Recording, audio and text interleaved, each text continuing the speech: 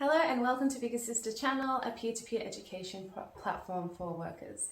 My name is Estelle Lucas, I'm the Managing Director, and this is the third video in the NDIS series where I am appealing to those workers that have disabilities and can get support through the NDIS, which is the National Disability Insurance Scheme in Australia. Now, the first video we looked into your story, my story, are we disabled? How do we feel about that? Should we seek accommodations?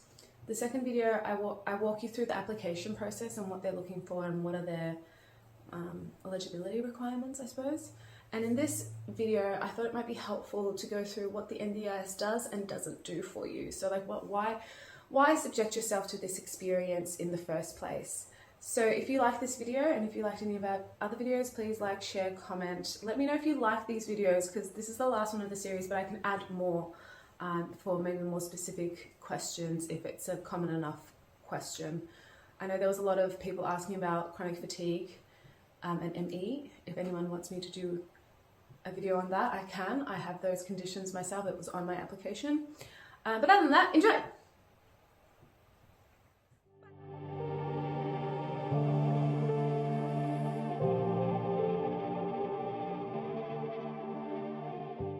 Okay, I'm back after eating an apple, which I need to eat because I have a meal plan with a metabolic balance coach, which was made available to me thanks to the NDIS. In saying that, let's get into what the NDIS does and funds. We're not going to be able to go through everything, but for workers like me, I'm going to explain to you why it's worthwhile going into this process, because I think you deserve a good quality life, and if you should get past the process, this is what will be available to you. On their website, if we go into what does the NDIS fund, what we're looking at is we would typically fund a requested support if it is related to a disability needs and meets all of the following as outlined in the NDIS funding criteria. That is, it will help you with your individual goals and aspirations.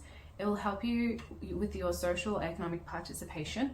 It is value for money, which means that the cost of the support is similar or cheaper than alternative options that can be provided with the same outcome, and or purchase the support is likely to reduce the cost of funding for other supports in the long term.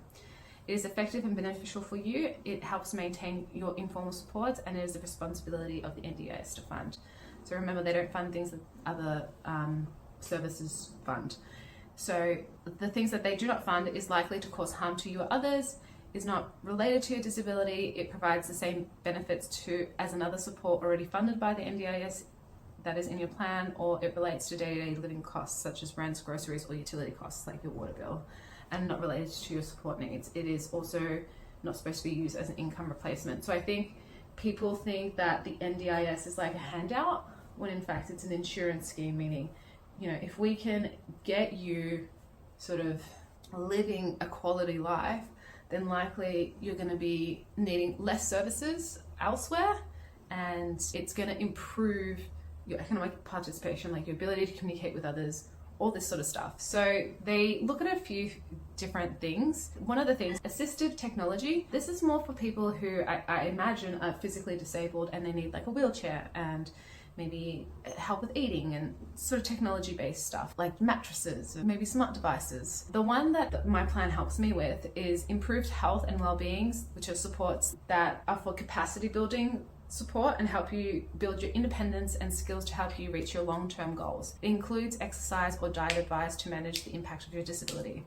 So this could be, like I said, I get a meal plan from my metabolic balance coach. My metabolic balance coach helps me with my food, which helps me operate in my day-to-day, so I'm not just like down in the dumps. So in the case of like food and nutrition, they don't pay for like your food, but they will pay, for example, the food to be delivered to your house so you can make the food. I think about my friend, for example, that comes and cooks for me. So I pay for the ingredients and all that sort of stuff. I pay for her labor to cook for me because I struggle to do those things, especially the main foods. The NDIS doesn't pay for any of the items in my pantry. Same thing with sort of mental health support. So they're not going to pay for your psychologist.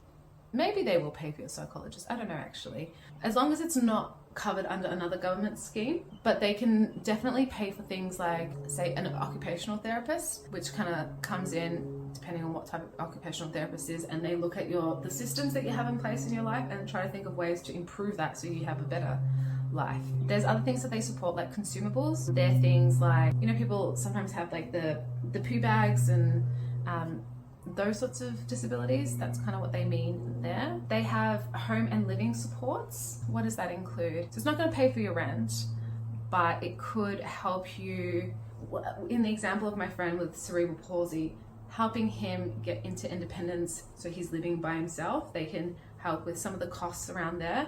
Not rent, not that sort of stuff, but getting things in his house so he can sort of navigate independently. Then what else? Also, like for example with me, I pay for my brother has been helping me out this week with maintenance around the house, which I haven't done in 3 years and will never do. Like there was mold and stuff, so he fixed all that up and I can pay him for that, for his labor, which is great because he was going to do that anyways, so I don't wallow in filth. But now that I have the NDIS, I don't have to pay for that. And the whole reason I'm doing this, filming this now after like months and months and months and months and months of sitting on it, is because I didn't do any of the receipts to claim any of the services that I've had, and I did it all at once yesterday and I got like almost $10,000 back in return, and I was just like, oh my god, I can't believe I used to work for this, to be able to afford this, just to live, just to like be on my baseline. And it's such a relief. It's such a relief. And I want this to be available to other people. Some of the things that they can pay for as well is like, you can get a support coordinator. So I was considering getting this, but I couldn't get myself organized, which is someone that sort of looks at your plan, looks at your goals, and then starts sort of booking in things for you to improve. I wanted to get one of those, and I'm still in the process of getting those, but I'm like slumping in emails at the moment. The other things that you can get, they can help you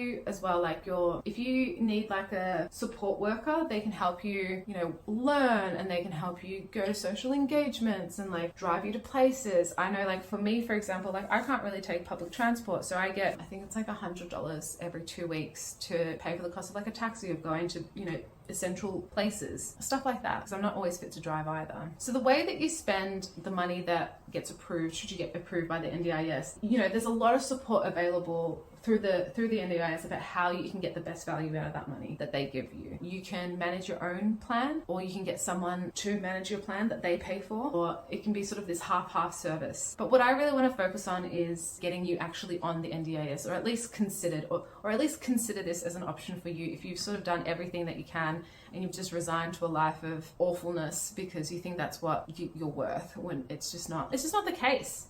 So it's not the case. I mean, this is all I can find on the website. So going into a little bit about how the NDIS works. So again, I'll remind you what the NDIS is. There's about 4.3 million Australians who have a disability. Within the next 5 years, the NDIS will provide an estimated 500,000 Australians who have a permanent and significant disability with funding for support and services. So this is really where your money is going, is support and services, not things and money. And like, because the government has a disability welfare, it's not that, it's something else. It's like anything that improves those functional capacities that we went through before can be considered like what you would pay for. For many people, it may be the first time that they receive the disability support they need. For example, I'm a good example of that. Like I didn't know that you could get help for this. I just thought like this was it. This was life. I had to do everything in hard mode, even though my version of hard mode was my normal mode. Like, it's hard to understand what's available to you. You can't even imagine it until it's available to you, and then you can compare it and you're like, oh my god, I can't believe I was living like this for so long. That's how I feel right now. So how to apply for the NDIS. I'm not gonna lie to you, the process is a bitch. The process is not an easy process. If you hate paperwork, it's going to feel like pulling teeth for you. However, two things. First of all, there are services out there that can help you get onto the NDIS. Like, that is their job. That is their job, to complete your application. Second, if you think you might be eligible for the NDIS, but you maybe don't have enough evidence, now this is your sign to start collecting that evidence and putting it together, because you're worth it, I think. If we look on the website, and we're talking about evidence, there's a page here that says who can provide evidence of your disability. I think I mentioned this briefly, but let's see what the website says. It says you can work with your treating health professionals to provide your evidence of disability. Examples of common treating health professionals include your GP. My application, I think, was very strong because I've known my GP for 13 years. So I feel like that really helped with the criteria of permanent, because he's just always been there. pediatrician, orthopedic surgeon, occupational therapist, speech pathologist, neurologist, psychologist, psychiatrist, physiotherapist. The treating health professional who provides the evidence of your disability should be the most appropriate person to provide evidence of your primary disability and have treated you for a significant period of time, e.g. at least 6 months. Again, 13 years, that my GP, although he wasn't a specialist, because he had been with me for 13 years, I kind of had him as my primary support letter. And then I had my psychiatrist who I'd been seeing for maybe 2-3 years as my secondary, even though they were probably more appropriate because a lot of my conditions kind of relate to that domain. But yeah, that's kind of how I complemented it. However, if we compare that experience with my brother's moved around a lot. I think he was in hospital when we did his application, and that he had just changed doctors, like literally just changed psychologists. So I think that probably looked poorly on his record because his psychiatrist retired, literally just retired there and then. So he had been seeing him for like maybe a year, maybe less. And this new one, like a couple of weeks. And it was I think it was the old one that actually put in his application, like supporting letter, but I don't even think that was enough. So you definitely need a lot of like the things that your doctor writes in their supporting letter really does impact how they assess you. To answer the question of like, what evidence do I need from my treating professional? They say, this will depend on your primary disability. If you have not had one of the assessments listed on their types of disability evidence page, your treating health professional will need to provide evidence that you have or are likely to have a permanent disability, including information about the type of disability, the date your disability was diagnosed, if available, how long the disability will last, and available treatments. Your disability impacts your everyday life in the following areas, including a description of how each area is impacted. This is your mobility, your motor skills, your communication, social interaction, learning, self-care, and self-management. I think most workers are going to have some sort of psychosocial disability. Remember that buzzword? And if we look at like what evidence are they looking for if you're going under this criteria, like what's best practice for evidence, they write here the supporting letters they want is either from a psychiatrist, general practitioner, or psychologist. I was on the psychosocial, and these were the two ones that I used. Other specialists or health professionals can provide evidence, such as your clinical psychiatrist staff, like nurses, social workers, mental health, allied health professionals, and Australian Mental Health Outcomes and Classification Network trained mental health staff, including mental health peer workers. Disability evidence. A statement from a treating health professional, including information about how long they've been working with you, evidence of the mental health condition. A diagnosis is helpful if available, but not needed. Remember, it's not means tested. You don't have to prove. You just have to prove the impact. You don't have to prove the disability. You just have to prove the impact that it's having. Treatments you have explored and any that you have not tried with reasoning. How your mental health condition impacts on your everyday life. A functional assessment may be helpful, which is something that we'll go into a bit later. Here are the functional assessments, So I will link this somewhere that you can find, but there are 3 functional assessments in order of preference that they want to look at. This is your Life Skills Profile 16 measure, Health of the Nations Outcome Scale, and World Health Organization Disability Assessment Scale. All of these fancy words, what does it mean? It just means that doctors decided a long time ago that the way we can figure out if people are having a sick or not is we're going to do a questionnaire, and you're going to self-report on your experience in the last 2 weeks, and then we're going to figure out whether you're depressed or dysfunctional or not. That's it. So you're taking 3 surveys, and there's no right or wrong answer. It's just like, did you sleep 12 hours last night? Yes or no? Or like, were you tired? Did you stress? Did you overthink? Did you drink water? Like questions like that. And then that sort of gives them an idea of how your disability is impacting you today. Now that we've sort of gone through what the NDIS is, what it sort of funds, why you might look for it, what it means to be disabled, what it means to them to be eligible for the NDIS, what do they need, we can start talking about the actual application process. So before you begin your NDIS application, remember, the NDIS accepts participants based on their functional capacity to day-to-day life, not on your disability diagnosis. So you don't actually need a diagnosis technically, but you need to show that you've tried to treat it at least, and you need to show that it is it's reducing your quality of life basically. So there's multiple steps to the application, and you're going to need a lot of paperwork from a lot of different professionals. if you put your head down and focused, you could probably get it done in a day or two. More likely, you're going to get it done over a couple of weeks because you're going to be asking your healthcare professionals to write letters if you're not writing letters yourself, etc., etc. But like, let's just go through it step by step. So you're probably going to need your access request form. This is like your the form that they give you that says like, this is your name, this is your Centrelink number, this is your date of birth, are you an Australian resident, blah, blah, blah, blah, blah. It just goes through the basics of like, who are you? Why are you here? Why are you applying? And then they'll have these sections from memory that say like, what is your primary condition? What is your secondary condition? That question, you don't have to stress about that too much. Like, remember, for my application, I put PMDD as my primary condition. They didn't recognize that. They recognized major depressive disorder, which is not even something that I have. I have persistent depression disorder.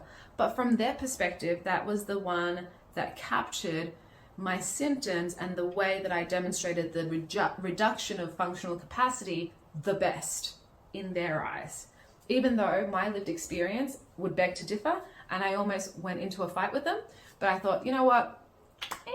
I better leave it. And instead, I'm just going to help you say it in the way that they want to hear it. So converting your lived experiences into a language that they understand. So yeah, in that question of like, what's your primary diagnosis or what's your primary disability, you can put in the one that impacts you most, but it's usually conditions that they have accepted as, this is a psychosocial disability. That's usually what you're going to go for if you're a worker, I'm guessing. But if you're neurodivergent or if you're a worker, this is probably what you're going to go under psychosocial probably. I'm going to give you a few ideas of things that I think workers are probably suffering under. ADHD, you can put in there, but they don't recognize it, I don't think. I think this is something that's currently being tested in policy. Autism, I mentioned earlier that there's 3 levels of autism. So unless you have a diagnosis and you have some sort of historical childhood stuff, or you can really demonstrate how it's impacting you in your day-to-day life, you can list it, but it's more about how you list the impact. Then you've got maybe bipolar, depressive disorders, anxiety disorders, PTSD, CPTSD, somatic symptoms or related disorders, which is stuff like chronic pain. Maybe it's chronic pain resulting from a mental health condition. Maybe you have a substance-related or addictive disorder or some sort of dependence disorder. This will probably be covered under psychosocial. Sleep or waking disorders like insomnia or narcolepsy, obsessive compulsive disorders or related to those sorts of things, dissociative disorders like depersonalization, DID, dissociative identity disorder. This is going to be covered under psychosocial. Schizophrenia and other psychotic disorders, feeding and eating disorders, elimination disorders, which I'm not quite sure what they are, but I'm pretty sure they're covered, sexual dysfunctions, gender dysphoria, disruptive impulse control and conduct disorders, antisocial personality disorders, oppositional defiant disorders, neurocognitive disorders, and personality disorders. So your classic BPD. Again, these are things that you can sort of put under the psychosocial heading. Remember, it's a buzzword, accept it. And you might not have a diagnosis. Some of these conditions are not very easy to diagnose, but if you can demonstrate that they're not a doctor that has to diagnose you, they're a program that is trying to assess how this thing is impacting you. So that's really what you need to focus on. Back to the overview of what we need. You're going to do your access request form. You're going to put in your conditions, right? And you're going to also, at the same time, while you're filling in this application form, talk to your either GP or your primary care physician or your specialist, psychiatrist, neurologist, maybe a counselor, maybe a disability support worker to write a supporting letter. Now, I have sort of a template supporting letter, which you can contact us for, like Bigger Sister Channel specifically, and you can send that off to your specialist or to get the supporting letter done in a way that makes sense to the NDIS. The other things that you want to sort of collect as evidence is diagnostic and functional capacity assessments. So remember I said there's like diagnostic or screening tools. That's the things like the life skill profile, HUDAS 2.0, DSM-5 criterias, ADHD assessments, these sorts of assessment, those self-reported, do you sleep at night? Do you count sheep? I don't know. Do you have 30 cups of coffee a day? These are the assessment forms that you need to collect as well. You want to also collect retrospective or historical assessments or reports. So this is stuff like school reports. It could be a letter from an emergency center, or like old psych assessments, maybe letters, hospital records, a letter about why you got fired from a job or got dropped out of school or something like this.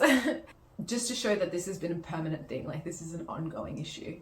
And the other thing that you might want to start collecting are I put in my application at least, like every single scan, every single hospital record, like every single referral to a specialist, because remember, I'm trying to show that I've exhausted all options to show the permanent nature of the disability or the impairment. So I had endocrinologists, I had gynecologists, I had psychiatry. I'll give you an example of my application. I had every single referral specialist letter, I had a supporting letter from my GP, I had a referral to a gynecologist, I had an ADHD assessment, I had life skills profile, I had the HUDAS, which is stuff like how do you go standing up and sitting down? Like these is literally questions on it. How do you go getting dressed? How do you go with making new friends? And then you've got, I did my sleep disturbance assessment, my PTSD assessment, anxiety assessment, the DSM-5 TR self-rated, which is kind of like, I'll give you some examples. It's like, have these things been bothering you? Little interest or pleasure in doing things, feeling down, depressed or hopeless, problems with sleep affecting your sleep quality all around, hearing things or that other people couldn't hear, such as voices when no one else is around, stuff like that. And then a depression assessment and another HUDAS, which was stuff like, how do you go taking care of household responsibilities? Because of your condition, how difficult is it to do your day-to-day work or shop, your most important work as quickly as needed, etc., etc. Yeah, so yeah, this is just some examples of things that you need to start collecting. And if you feel like you don't have enough evidence, but you are eligible for the NDIS, like you kind of have everything except maybe the evidence, like just entered the healthcare system, or like you just never been in the healthcare system whatsoever, which is very common, by the way. You can do an impact statement where you explain, maybe you say, I have tried and tested many therapies, but I actually can't maybe do any further because of trauma related to the healthcare system. I don't know. I don't know what your story is. This is probably like the least impactful, like the least best form of evidence. However, it's still valid, especially in the absence of other evidence. Like if you can explain yourself, then I think they will still consider your application. And then once you do all of this, and you can do it with a support worker, a disability advocate, or even a GP, remember there are other services that help you with this. They should help you get your things together. So in terms of the support letter, I'm just going to quickly go through. Generally, this is what my one looked like. Doesn't mean yours has to look this way either, but I'm going to go through why I went through each section, not detailed, and I will have a template up through the Bigger Sister channel at some point that you can view, but I'll show you exactly how I demonstrated each of these domains. It starts off like, to whom it may concern. This is from the perspective of my GP. I believe Estelle is eligible for the scheme and have reviewed and collected the supporting evidence. Estelle has a primary diagnosis of PMDD. In addition, they have persistent depressive disorder, ADHD, anxiety, CPTSD, sleeping disorders, PCOS, chronic fatigue, and chronic... You don't need to know my whole medical history, but there it is. I have known and treated with Estelle for 13 years. Medical records indicate that Estelle has had this since they were 13 years old. Estelle is treated with the following medications. List the medications. There's like 10 medications there because I take a lot of meds.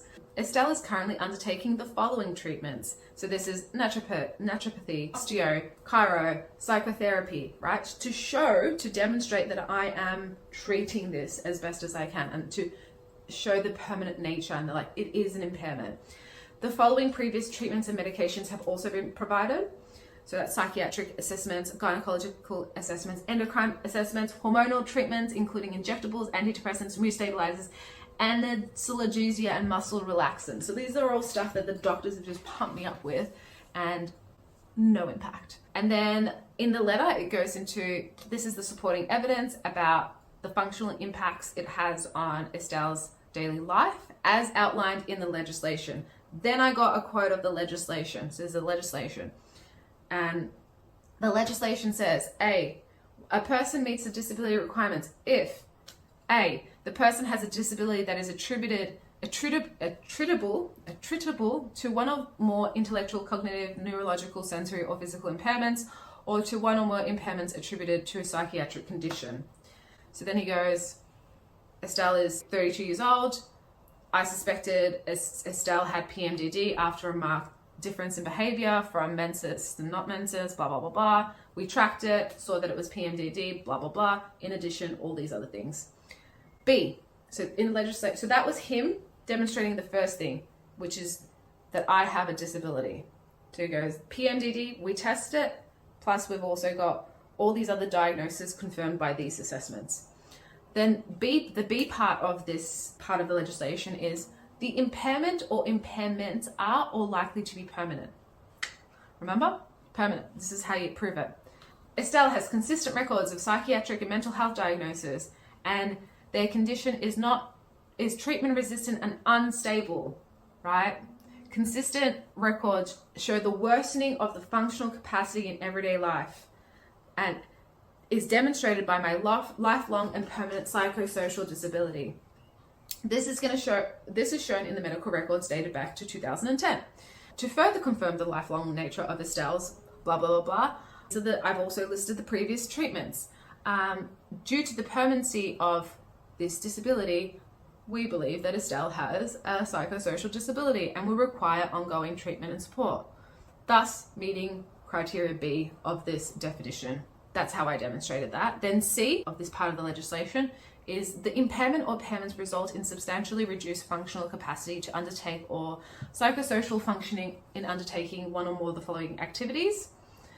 And then what we did is we just said that, look, we've done all these assessments.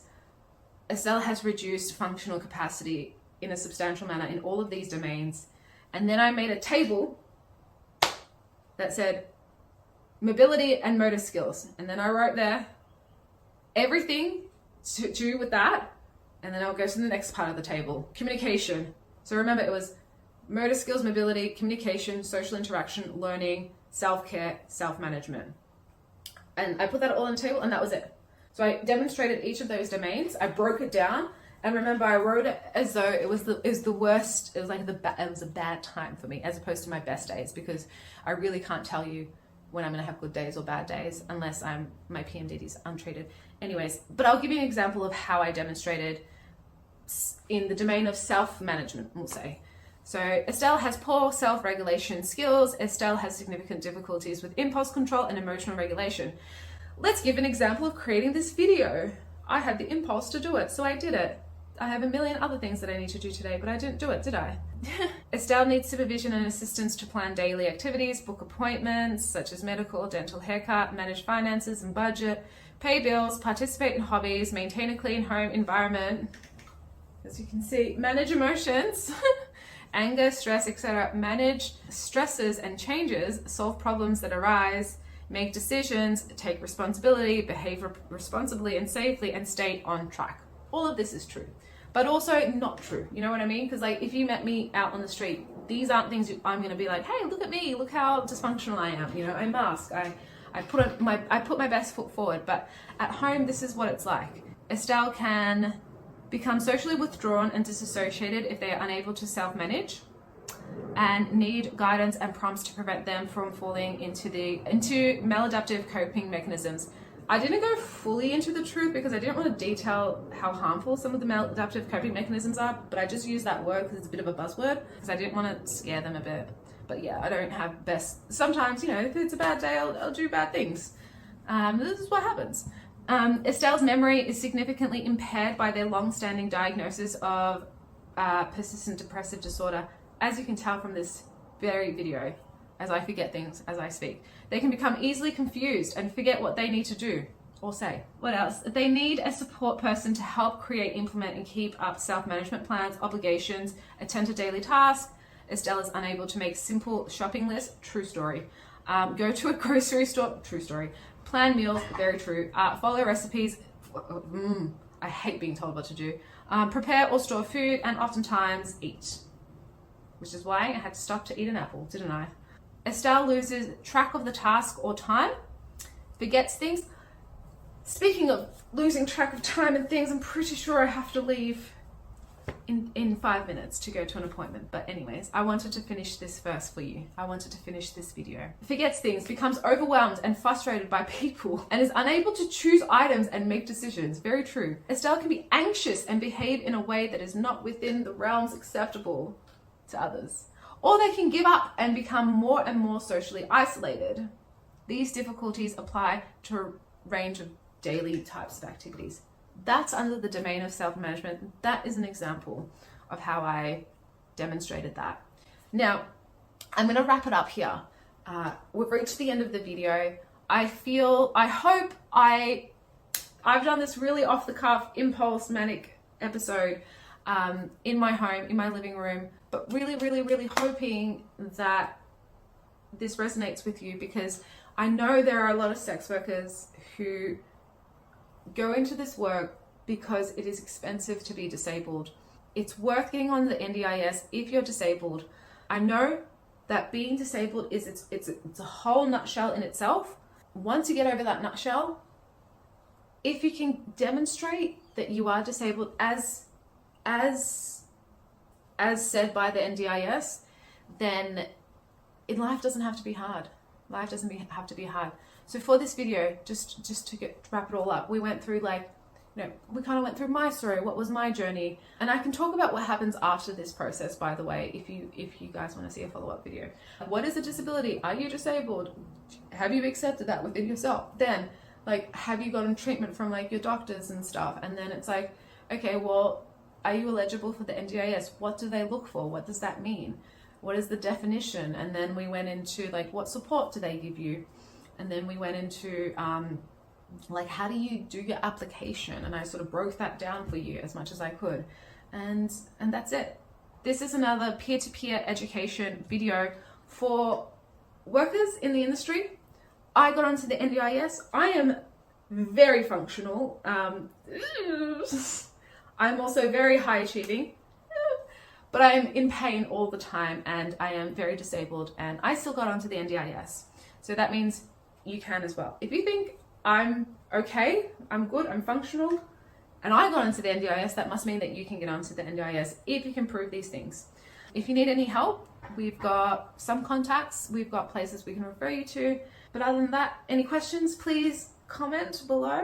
My name is Estelle Lucas. I am a peer in the industry. I am also the managing director of Bigger Sister Channel.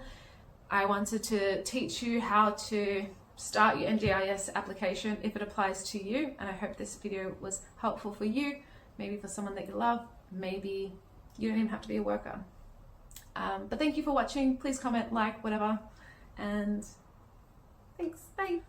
Congratulations, you made it to the end of the video. If you like the video, subscribe, comment, share. Sharing, I think, is the most important thing. Send this to your mates that you think qualify for the NDIS to try to get at least the conversation started. It's a very long process for a lot of people. It's an emotional process for people. It's a difficult, traumatizing experience for a lot of people. But also, if you just think about it logically, if you get, I don't know, 60,000, we'll say, for a psychosocial disability like I do, that's $60,000 that you don't have to work to survive, because that's what I used to pay for help around the house and just to be a functioning human being. And I would work like a dog in the industry to get those things, which now I see this bloody crazy of me to do that. It's absolutely insane that I did that for so long when I didn't actually have to, and it really hurt me in the process. These aren't handouts. I fully qualify for this, and I know there's a lot of workers that fully qualify for the NDIS and haven't known how to start the process. So the next step, have you watched any of this, is to there's organizations that help you with your application if the paperwork seems really daunting and you're kind of be fucked. I'm going to put a organization in Victoria that helps people do their application for the NDIS. It's a free service. I'm pretty sure every state does this. If you want to know what your state is, maybe just throw us a message at info, email us at info@bigassisterchannel.com.au, and I can see if I can find one for you. If you can't, if it seems overbearing to do that process, you can start the application process yourself. Remember, it's all evidence. You need your paperwork, you need your 2 supporting letters. I can share my application individually if you reach out to show you what buzzwords I use specifically, how I framed it all. But if you really want to start this process, I really want to help you do that. So yeah, let me help you. And yeah, that's it. So me and Amelia are gonna go now. Güzelim! Kızım! Baksana, baksana. Of. I know.